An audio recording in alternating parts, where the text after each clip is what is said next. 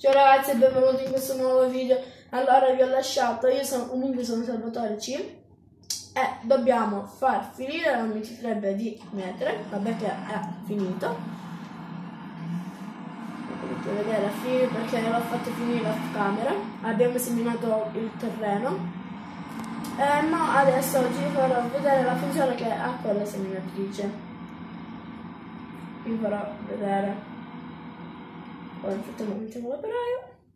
Questa è la nostra bellissima macchina che oggi ci servirà. Sentite che motore, bellissimo passo.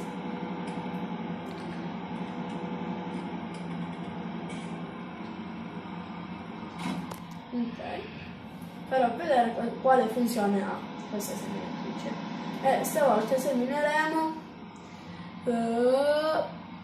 semi di soia che convengono. Vi farò vedere, vi spieghiamo. Oggi comunque vorrei comprare un recinto di animali di galline, quindi dovrò fare molto in fretta, forse. Guardate cosa c'ha di speciale, ecco qua. Vi ara e vi semina allo stesso tempo senza prendere il coltivatore, quindi noi il coltivatore ce lo possiamo anche pure vendere. Ok, va benissimo. Andiamo a vedere se... no, ancora non mi fa aprire il recinto degli animali, non so perché, quindi oggi cambieremo programma e compreremo dov'è? Cingolo. Ok, il cingolo questo qua, perché si può fare anche senza cabina. No, l'altro si può fare anche senza cabina.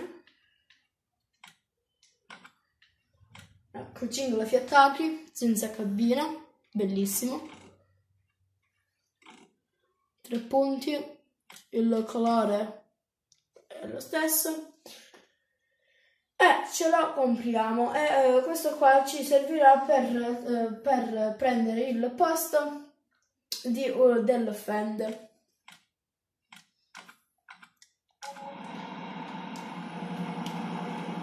Ok, questo lo possiamo andare. Ci dobbiamo anche comprare il carrello, me l'ho dimenticato. Il cingoletto comunque servirà anche per seminare, potrà servire, perché se io dovrò andare a vendere il frumento in un posto lontano col Fiat, e questo qua è troppo piano, è troppo lento, col Fend è medio, invece col Class è straveloce, perché infatti è 52 km/h fa.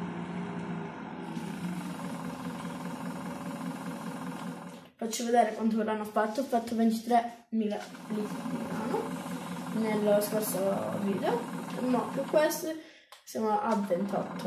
Ok, prendiamoci il coso. Sono già passati 3 minuti, purtroppo non vi posso far vedere nulla, perché però va bene.